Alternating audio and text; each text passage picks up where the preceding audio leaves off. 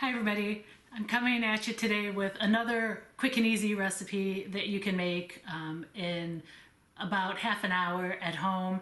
I made some homemade apple fritters. So if you've got some leftover apples, or maybe you bought some apples and people aren't eating as many as you thought, or maybe just they're not your favorite but you don't want to just get rid of them and you want to use them up and make something really delicious out of them, this is a really good thing that you can do.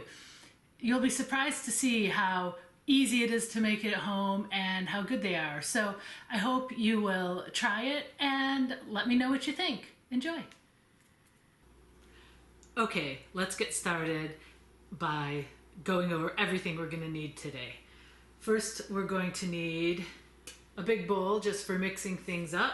If you want to use your electric mixer, that's fine too. You could do it all in there as well, but I thought I would do a video today for showing how you could do it without the electric equipment for people who don't happen to have it. We're going to want wooden spoon, whisk if you've got one, a veggie peeler, some sort of thermometer, a pot for the stove, and you're going to want a small one with relatively high sides, and we've got 3 cups of oil in there. Any kind of oil you can fry in, okay? And then as far as other ingredients we'll need, we're going to need a couple apples. Bum, bum, bum. And in here, I've already combined these things. I've got 1 cup of all-purpose flour, 2 teaspoons of baking powder, some cinnamon, about half a teaspoon of cinnamon, just a pinch of nutmeg. If you love nutmeg, you could put more, but I feel like sometimes it kind of takes over. So I just like to put just a little pinch of it. Maybe like 1/8 of a teaspoon. It's actually pretty small. And then I've got a teaspoon of salt in here also. In this bowl, I've got 2 eggs and 1 teaspoon of vanilla. And then 3 tablespoons of sugar and 1/4 cup of milk, or half and half, something in that family. And then for later, once these are done, you have a couple options on how to finish them. You could just, after they have fried, you could just leave them as is and enjoy them just like that. You can sprinkle them with just some regular granulated sugar, or you could mix the granulated sugar with some cinnamon and kind of sprinkle a cinnamon sugar over the top. Or you could take some confectioner's or powdered sugar and add a little bit of milk or water to that, and until it becomes kind of a runny glaze consistency, and you could just pour that over the top and have like a lovely glazed fritter. So there's a lot of options, and I haven't quite decided which one I'm going to do yet. I'm going to see at the end of this video what's kind of moving me. Okay, anyway, let's get started. First thing we're going to do is peel and cut our apples. So unfortunately, you do have to peel these, which is kind of a bummer because I really prefer not to do extra work. But the peel will sometimes get a little bit tough, and you don't want to be eating these and have like all of a sudden something that feels a little rubbery or hard in there. It just kind of detracts. So if you've got a good veggie peeler, as you could see, this comes off pretty quickly. And you can just do as many or as few of these as you like, or as you have. I'm only doing a couple because frankly, the more I make, the more I'm going to end up eating today, and I don't want to eat a ton of these. Okay. So now that I broke it. Now that the peel is off, mostly, I'm going to, if there's like a couple little flecks, it's not a big deal. I'm going to show you how I cut these up. So whenever you're cutting, you want it to feel relatively stable. Keep your fingers out of the way. This is lesson number one for cutting things. So when you're holding onto something, don't have your fingers flat like this, because that exposes a lot of little fingertip you could slice off. But kind of put your fingers down, hold it down onto the fruit or whatever you're cutting, and so your hand is kind of curled over. So as the knife is coming in, it is more likely to hit on the side of your knuckle than onto your fingertip, which is a good thing. And then we're just going to slice right down along the side of the core. And then you could put this flat, cut down this way, cut down this way, and cut down this way. So you're just left with this square little core that you could get rid of. And then we're going to chop this into just cubes. So you want them to be, you know, relatively small. This is probably about a 1/2 inch to 3/4 inch cube. 1/2 inch is probably better, but whatever you like. You know, if you want big chunks of apple in here, I kind of like them a little bit chunky.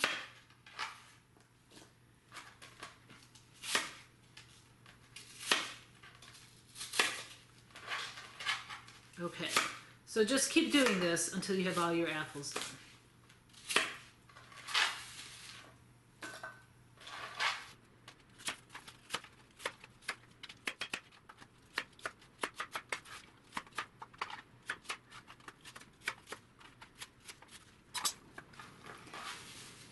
Okay, I'm all done with these.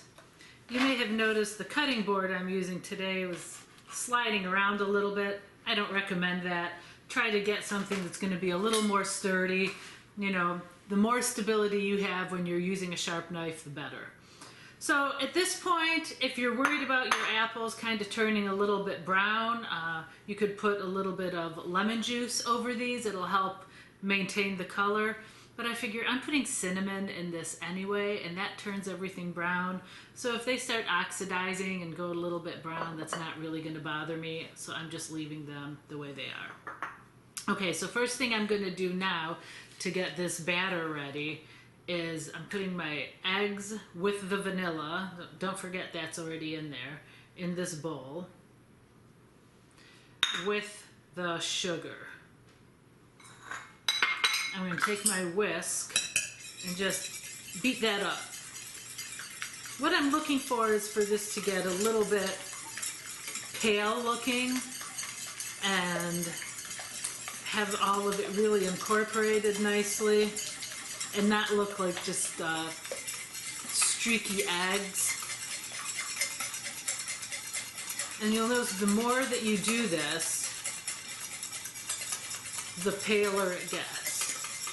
And of course, you know, not all eggs are the same. Sometimes your egg yolk is super, super orange. Mine were pretty orange today.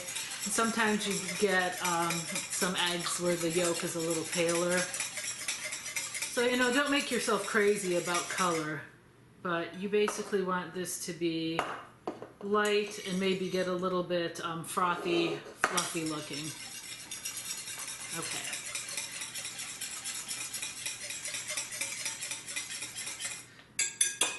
So once we have that, we're going to add all of these dry ingredients that we have already combined. Just dump them in there. And mix it all up and make sure you get everything worked in there together.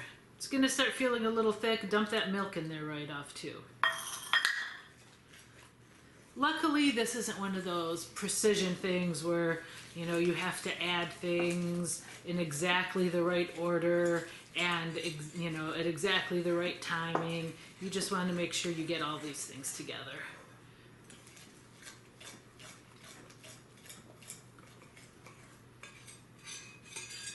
If you have any bits that are stuck up higher on your bowl, go ahead and get those.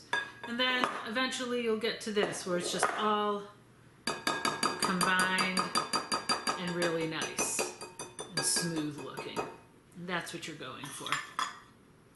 Then we're just gonna take our apples, dump them right in there. Take your large spoon, because the whisk is not a great tool for this part, and just stir them around so that they're evenly distributed and all well coated. These fritters have a lot of apple. You know, sometimes if you buy them from a shop or from a grocery store, you know, it's kind of like you're lucky if you find an actual chunk of apple in there. This is not the case with these. These are going to be very appley.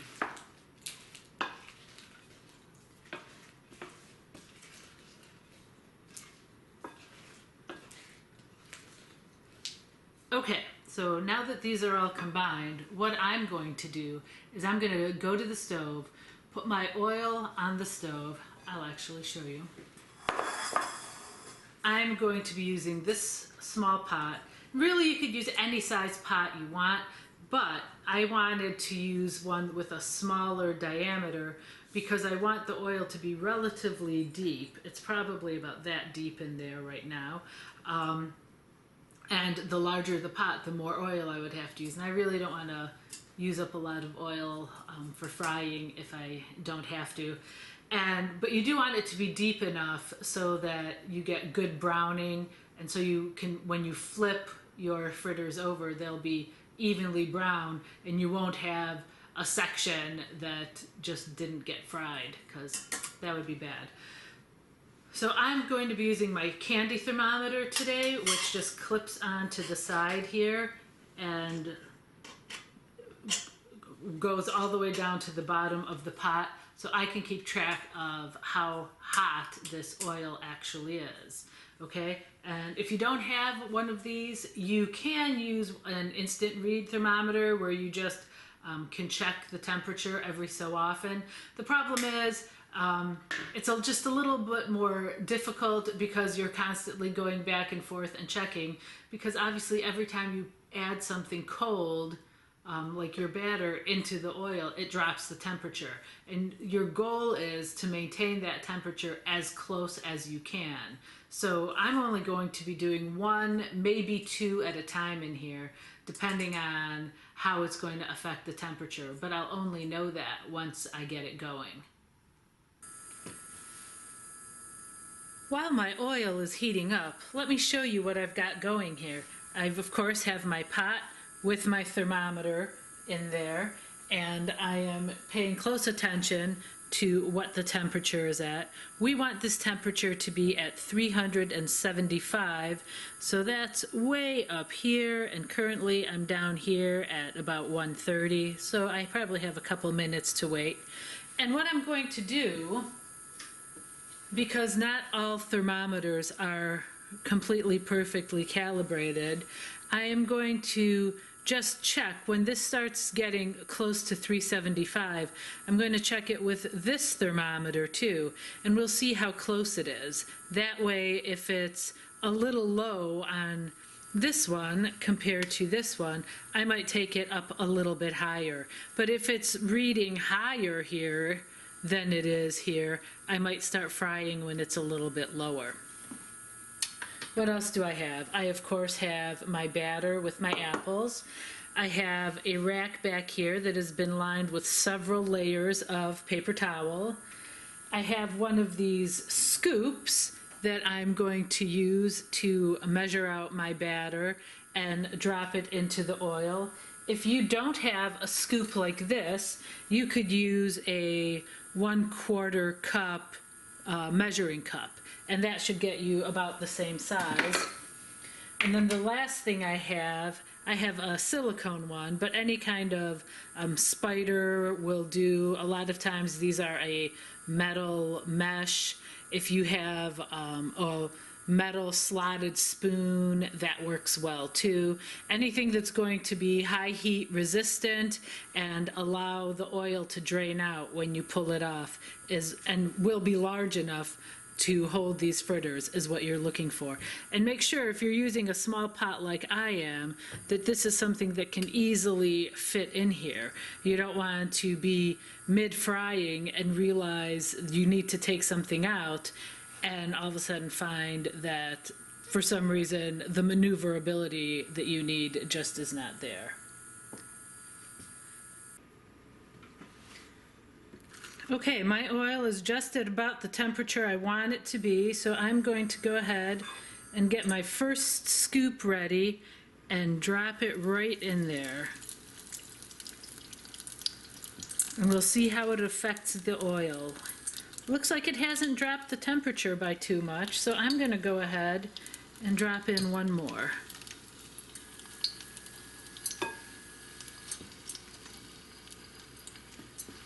And I'm going to let it go for about 2 minutes.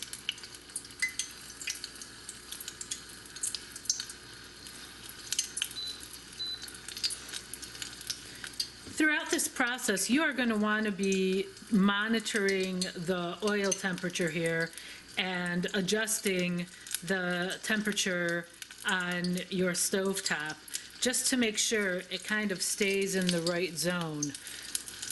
The problem is if it's too cold, your fritters will just absorb a lot of that oil instead of creating a beautiful golden exterior, and they'll end up just being really greasy. If it's too hot, you will just end up burning the outside.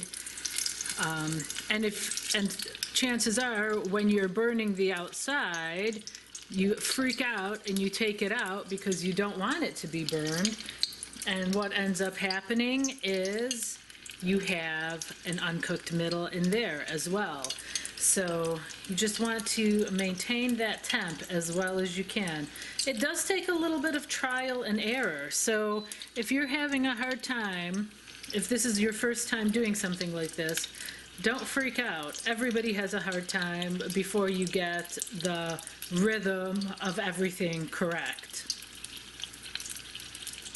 Just remember, you're trying to maintain that temp at about 375, and you want to keep watching your fritters so they don't burn. And don't keep flipping them over and over.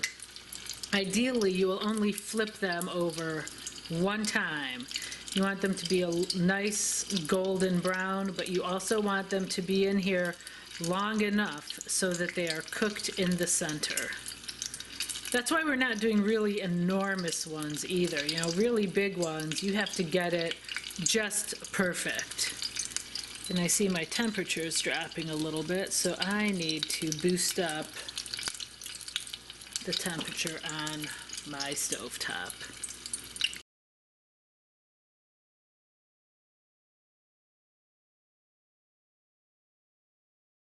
Okay, I think these are ready to come out. So as I scoop it, I'm going to kind of shake some of that oil off and put it right here on my paper towel so it'll absorb any excess oil that is still on there.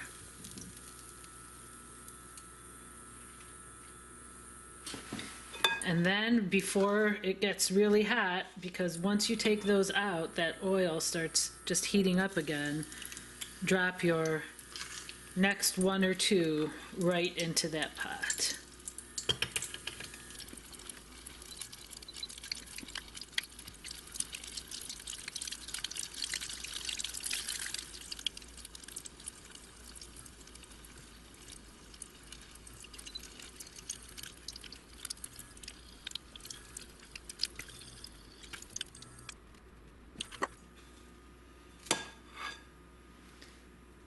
Keep in mind when you're dropping these in here, don't drop it from up here. You do not want that oil to splatter.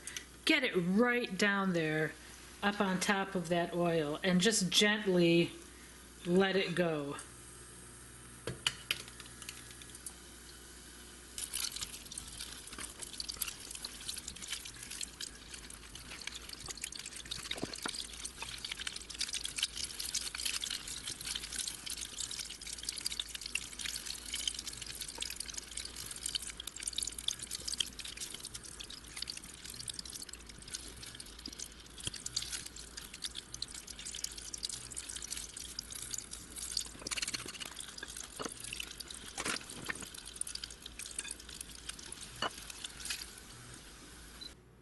I just got these out of the fryer and now I'm going to make my glaze for them. So I've got half a cup of powdered sugar in this bowl and I am adding about half, maybe 3/4 of a tablespoon of half and half.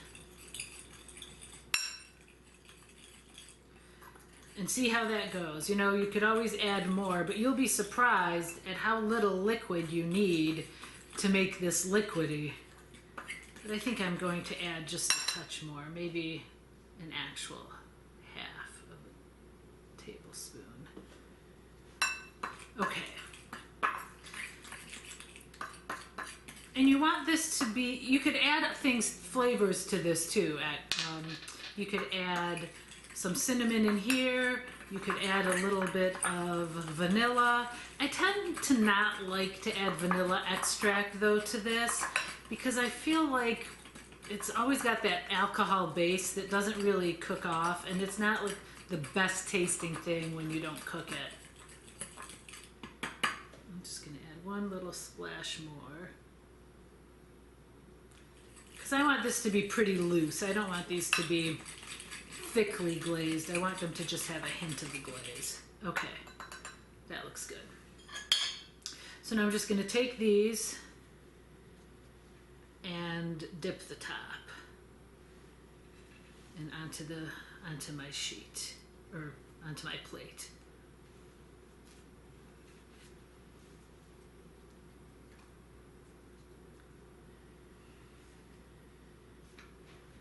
Then as soon as you're done with this, they're going to be ready to eat. And I don't know if you noticed, but while I was cooking these up, I scraped out some leftover batter from my bowl and just cooked that up. And it looks like these little spidery things, which if you've ever gone to a carnival and had a funnel cake, that's pretty much what this is. So don't just throw that away. Someone in your house will want to eat it.